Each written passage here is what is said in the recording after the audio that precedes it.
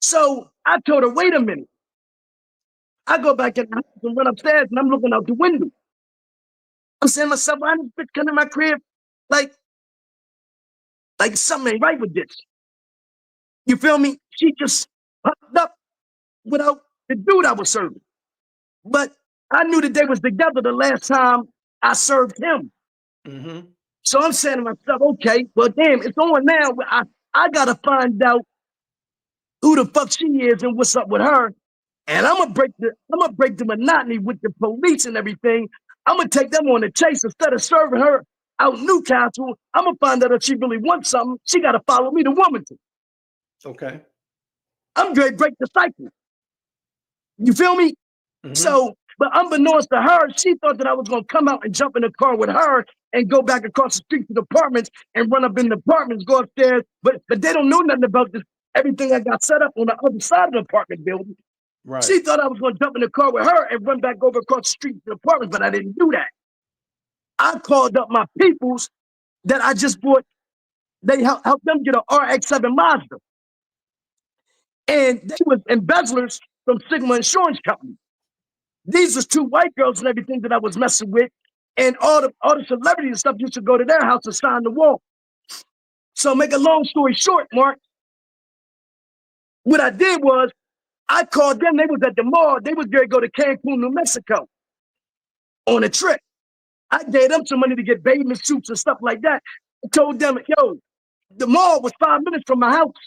I said, where y'all at? They said, we at Christiana Mall. I said, listen, hurry up and come to my crib so I can see the car and everything. Because I'm going to have a car while they're away and everything. And I need to go to the crib right quick. Yo, bro. So they come around the car. Unbeknownst to me, the car that the white woman's in is Bug, Alberta Buckingham. Our car's wired. But I don't get in her car. I get in the RX-7 Mazda, which was in my Rule 61, my transcript. And they saying a white RX-7 Mazda. They just came out, just pulled up at 3 West Bellamy Drive, and they was waved to follow. The white woman, the car's bug, she came in a state vehicle that, well, whatever the vehicle was, it was wired. She's talking on the wiretap, talking about we gonna get Kenny G. We gonna bust Kenny G. So I tell her to follow me, but unbeknownst to me, she's following me, but they following her. This stuff get tricky, man. That's why I'm telling you, man, listen, if you in the game, get out. Ain't no wins. Ain't no wins to this thing. So listen to me, Mark. I goes to Wilmington and I jumps out the car because all she said to me was she was trying to get something. But I never said that I had anything to her. I just told her follow me. But I know I broke the routine. I know she probably already told the feds or the cops or whatever, yo, he's going over and tell the boom, boom, boom, bop, bop, bop, boom, boom, bop, bop. But it was none of that. It was follow me. You feel me? Now, in the transcripts and everything, it sounded like scrapple cooking in the pan. It was traffic. Bing, bing, traffic. And it was her talking. Oh, yeah, we about to bust Kenny G. We about to get Kenny G today. But unbeknownst to me, she already been busted. She's setting me up to lessen her charges. Her name is Alberta Buckingham. And it's crazy, I just put that on my page because I want my truth to get out about me. Make a long story short, bro, when I went upstairs to get my duffel bag and everything out the crib, I was in the RX-7. When I came up with the duffel bag, I went to her car. I said, what's happening? She said, oh, okay, I'm sorry. At the crib, she was talking about an 8-ball. You right? But I'm saying to myself, like, to me, I'm not letting nobody know what's up with me and none of that. I'm gonna hit her off or something until her boyfriend come back. But when I got to the car, I learned that anything past 5 grams is trafficking in Delaware. At the So time. she was trying to get, she was talking to the police in the wiretap, and they was trying to get anything past 5 grams. So when I got to the car, she asked for a quarter. I said, a quarter, just the way I think. I looked at my watch. I said, oh, it's about 4:45. The highway's right there. And I threw an 8-ball in her car, right? I jumped back in the car that I was in, and I told the girl that picked me up, go up this one way, go up this way, go up that way, go up that way, just in case I was being followed. They never followed me and never got busted. 2 weeks later, they raided South Bridge, 3 West Bellamy Drive, Lancaster Avenue. I mean, where they stayed at, they raided 3 places simultaneously. And next thing I know, I'm in court for messing with a white boy. The papers read, Kingpin gets arrested. It was all in the news. You've seen everything, all in the newspapers. The city was talking about, yo, they just got Kenny G. They blew it all the way up out of proportion. I got Kingpin charged on a first offense drug charge, and they gave me 50-30 Mandy. One paperwork said 40-30 Mandy, one said 50-30 Mandy. And on the first offense drug charge, I didn't get caught with no drugs, and I did 17 years on that thing. Okay. I think you went kind of fast at the end. So you got arrested, right? And they had, like you said, they were saying they arrested the Kingpin because by this time they were on to you. They were on to you. The police, the feds, or whoever, they were on to you. You were big time in the city of Wilmington, actually in the state of Delaware, Newcastle, even out Chester.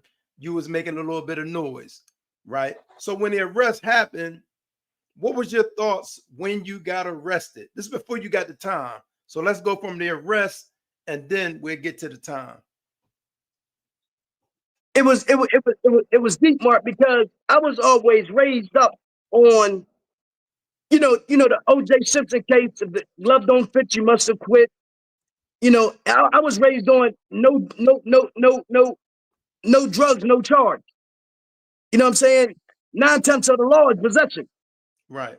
So I knew a little bit about the law, but I'm a product of abandonment. I'm young. I'm in the street at a young age.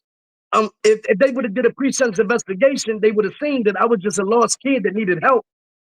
You know what I'm saying? But they turned me out to be this big gorilla in the street, this notorious, kingpin of Delaware's most flamboyant drug dealer. That's the new paper said. Delaware's most flamboyant drug dealer, rapper hopes to beat drug rap. That's they put in the newspaper. So rapper tell us hopes to beat drug rap. Okay. So tell us the time, but say it a little bit slower. How much time did you get again? Well, it happened April 22nd, 1992. Okay. They raided 3 places simultaneously. Right. And I just got back in from the Sheridan. You know what I mean? And matter of fact, I was with Kenny Davis. So it was 2 Kennys hanging out. Yeah. Kenny from South Bridge, he had a name in the city. Yeah. R.I.P. to him. Okay. R.I.P. to my brother Kenny. Yeah. See, a lot of people didn't know the strength of this whole thing. You know what I mean? And I really didn't know Kenny, but every time Kenny seen me, J-Von and, South Bridge and everything, they was always like, what's up, G? What's up? Like the city wanted to get with me. We had a couple big players in the city. You know what I mean? Yeah. J-Von, me, and I ain't trying to put names out there, none of that. Right. You know what I mean? Couple rats, Grady, you know what I'm saying? A whole lot of stuff that went on in the city. You know what I mean? I'm not ashamed because my name is solid. You know what I mean? And I didn't do rats and none of that kind of stuff. And I pull the covers back. But I'm saying at that time, when I got my time and everything, I'm saying to myself, like, it's all in the paper, like, tell us the time, Kingpin, rapper hopes to be drug rap. Right. So I'm saying, like, damn, they set my bail. I think it was a high bail, and I made it. But when I got downstairs, they revoked it. Yeah. Right? So, I'm listening back, Mark. Like, I'm saying, man, this stuff is you got to like, say it a little bit slower. You got to tell the time a little bit slower, man. When you got sentenced, right? Tell us 1992. The time, a first offender, right? At the age that you were, and how much time that the state gave you for your first offense? Mark, I was only. I'm glad you slowing me down, bro. Because honestly, like to be honest, Mark, I'm not proud of none of this. You hear me? Okay. And I'm real passionate about my message today, about helping the youth get off the street. Yeah. You know what I mean? And a lot of people don't know how to escape this addiction of abandonment, Okay. because I was abandoned, but I figured out how to turn abandonment into abandonmated. You hear me? Yeah. So I'm saying, where you at right now with questions that you want to ask me concerning this bit? Just tell the time that you got, how much time you got. What you Okay, said it, but say it a little bit slower so the okay. audience can hear the I'm time just that the excited. state gave you. I'm excited, man. I'm excited, Mark, and I'm hurt. I'm Okay. hurt, man, because I feel like I was robbed of my chance to be great. Okay. You know what I'm saying? Because I was really talented, Mark. Yeah. And But go ahead. Go ahead. Tell us I the didn't, time. no, I'm just saying, I'm going to go into it, bro. I didn't want to be what I became. This was all out of survival. I was 24 years old when I got arrested. April 22nd, 1992. It was my sister's birthday. And I had a daughter. I just had a daughter. My daughter, Kenrina. She was 10 months old. Your first child? My first child, Mark. Okay. My first bit. I ain't never been locked up or nothing. One time in Jersey for stealing butter and sausage. And, you know, I went to a little jail in New Jersey, but I never had no drug charges or nothing in my life. Right. I was 24 years old. And they blew it all up in the newspaper. It was all over the news. You've seen everything, Yeah. right? One paperwork said 50 years. One paperwork said 40, 30, Mandy. Even the newspaper said that Kenny G was given double the minimum called for by law. Right. Double the So minimum called for by law. let me explain to the audience what he mean. He said this man, this former kingpin, said the state of Delaware gave him 40 years and 30 of it mandatory for his first offense for drugs, and label him a kingpin and all that.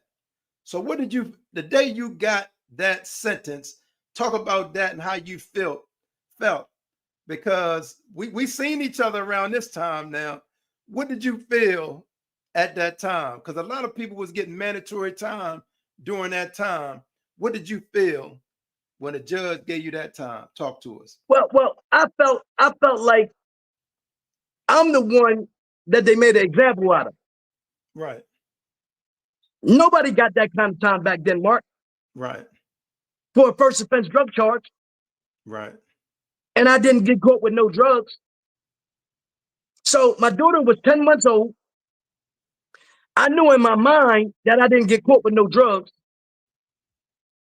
I'm saying to myself, I'll be home in a minute. Yeah. Right. Yeah. In my mind.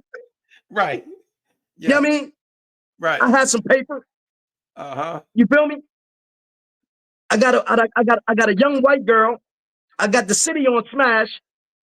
I got paper all over the place. You had one of them good, you had one of them good lawyers too. I had a couple mouthpieces. Yeah. Right? Matter of fact, my lawyer was the Peggins lawyer. Yeah. Matter of fact, on my case, my lawyer got busted. Yeah. Right. Yeah. Remember that? Yeah. Uh-huh. My lawyer was Joseph E. Funk. Yeah. So he was like the Peggins lawyer. So he was a heavy hitter back then. But he got busted in the system, and they used Joseph Funk to railroad me to give him a lenient sentence. Right. Right. So you asked me what was I going through in my head. I'm saying to myself, one paperwork said 50 years, one paperwork said 40 years, so I just took the highest. I added 50 to 24.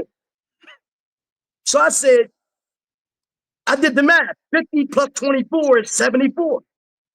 I went to jail in 1992. Yeah. My release date is 2042. You still be in there. Yeah.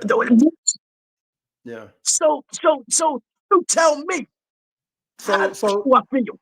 right. So do this for me. You got your time, right?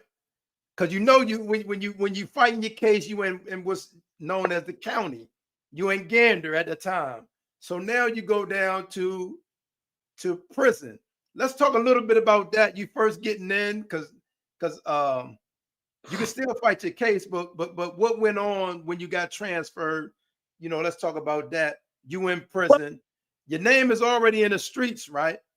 And also your name is in the prison. So just talk about that. People hearing that Kenny G's coming through. Talk about that. You got your time. Listen, You got bro. all this Like time. like like you Let's got to go. keep in mind, I'm a kid. Okay. I got kingpin drug charges. Yeah. I know what kind of status I got in the street, Yeah. but I've never been to prison. Right.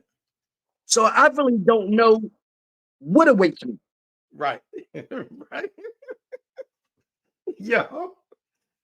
You know what I'm saying? So, right. Go ahead. I know how I'm built in the street. Yeah. Motherfuckers ain't trying to see me about nothing in the street. I was respected and loved. Right. But Right. now I'm in the court system. They talking about 2042 getting out. Right. I'm in So, pretrial. right. I ain't even in population yet. Right. Right. I remember getting off the court van Yeah. and motherfucker hollered my name. There you go, Kenny G, Kenny G. Then I'm just hearing shit. Right. Now I'm asking Right. Mark, Yeah. what's going through my mind and heart? Yeah. Yeah. Just heard the motherfucker say, "Fuck you, nigga, I'm gonna fuck you up." Right. So I'm let me saying jump myself, in. Pause for a minute. Let me jump in for the audience, man.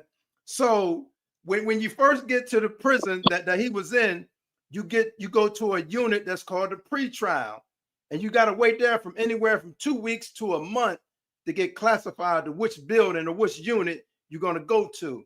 But Kenny is saying when he got to pretrial, some prisoners that was behind the gate saw him and sent him word, yo, we got you, because it's jealousy and he got to deal with all that. Now go ahead, I'm handing you the mic back.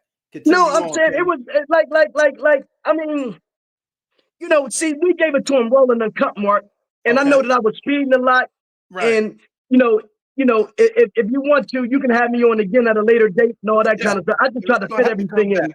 You're gonna have to But come back. I'm saying, uh, yo, bro, it was like I don't have my gun. Right. I'm hearing stories. Right. I'm gonna fuck you up. Right. Yo. I didn't Yo. have shit done to motherfuckers in the street. Right. Exactly. Go ahead. You hear Go me? ahead. Yeah. I'm not gonna go into detail concerning Who's and everything that who's comes along with right. Kenny G, Right. but I had a nice little reputation in the street. And it wasn't for being no bitch. And I had money. And I had a little power. But at the Right. same time, I was a lost kid Right. with a Let me jump 50-year in. sentence. And I'm getting up a court van and they Right. talking about, yeah, nigga, you know what I'm saying? You ran the streets, motherfucker. It's our turn Right. now. We're gonna fuck Right. your ass up. Let me jump in and give some clarity to this situation. Now he's a kingpin on the street, and as he said, he can say do this and do that.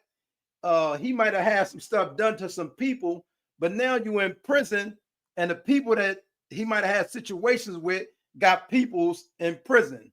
And Kenny, I'm gonna just share this conversation because I was there. Thank you. You asked me what should I do, because Cass was like, when you come on the comp, Yeah. you tell the story. You tell the But story. now I'm saying, first of all, I remember the story clearly because Okay. me and you was in the same unit together. Okay. And I'm just coming out of pretrial. But Yeah. I had got death threats sent to me in letters in pretrial Yeah. Yeah. saying when I get on a compound that they gonna kill me. Yo. Yo. Let me jump to another situation, right? Kenny, let me jump to another situation, right? So we already in pretrial. This is before we made it to the compound, right? it's some haters on our unit in pretrial. Remember, it's some haters Yeah. that's in the same unit. The government.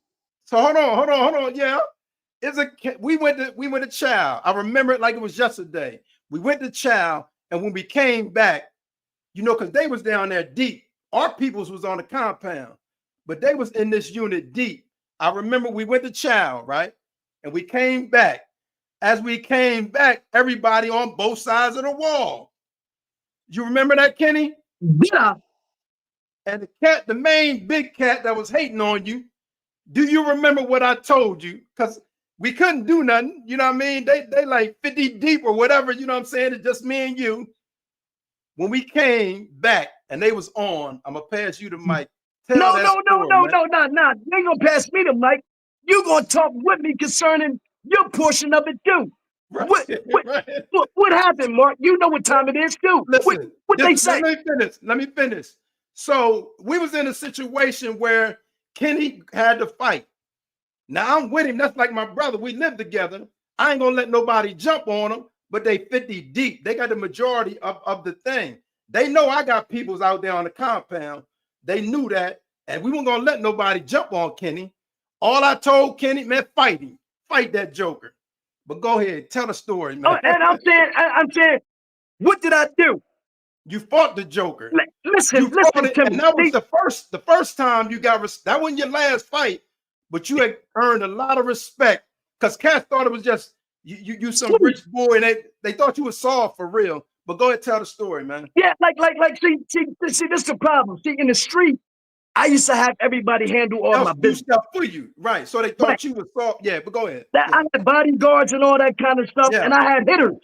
Right. But when I got down to the prison, and this is my first time ever in the prison, you got all different. You got Wilmington, you got Dover, you got people from Derry, you got people from Chester, you got people from all over in Smyrna prison. New York boys, yeah. New York boys, the whole nine. Yeah. But I didn't. Unbeknownst to me, I was already in the prison before I got to the prison. Yeah. And I had individuals that was in the prison that had nothing but love for Kenny G. Right. That was in the street that went to the but I didn't know all this. I didn't know how the system worked. Right. But I was good, and I didn't even know that I was good. Right. But I knew that I was with my brother, Mark, and I knew that I could fight. I knew Mark could fight, and I knew if we had to fight, we gonna fight. Right? And I had to fight. Right? And listen, I won some. You hear me? I lost some, but I didn't lose none. Listen to me. We was in that piece. It was a dude in there by the name of T.I. Lee. Okay. Right. Big boy. Yeah, but go ahead. My baby. Yeah. Listen to me, man. Unbeknownst to me, my street reputation, everything, I didn't even remember all the people that I did things for. Right. And how things come back full circle. Yeah. Listen to me. If you're a rat in the street, if you're a thief in the streets, if you're a faggot in the streets, listen, all that stuff going to tell on you in prison. When I got down to the prison, people were talking stuff, people were saying this, people were saying that. But unbeknownst to me, God was already predestined in the path and taking care of everything that needed to be taken care of before I even got on the compound. Right. Listen, Pumir, yeah, you know what I'm saying? Right. Cooter and them. Yeah. Listen, it was a rumor going on because I had a few things done to some people's in the streets. And there was a rumor that I went to some people's house with the Uzis and the Macs and all that, saying that I had did this and did that, and went to their mom's house and did took some the stuff. Money. Yeah. Right? But it wasn't like that. Everything gets twisted up when it gets to the prison. Yeah. I was respected in the streets. If you owe me some money, you would pay me my money. But at the same time, I didn't do nothing to nobody, didn't have nothing coming. Right. So that's just who I was. And I wasn't no chump. But I remember. Kenny. Go ahead, Kenny. So I made it through, man.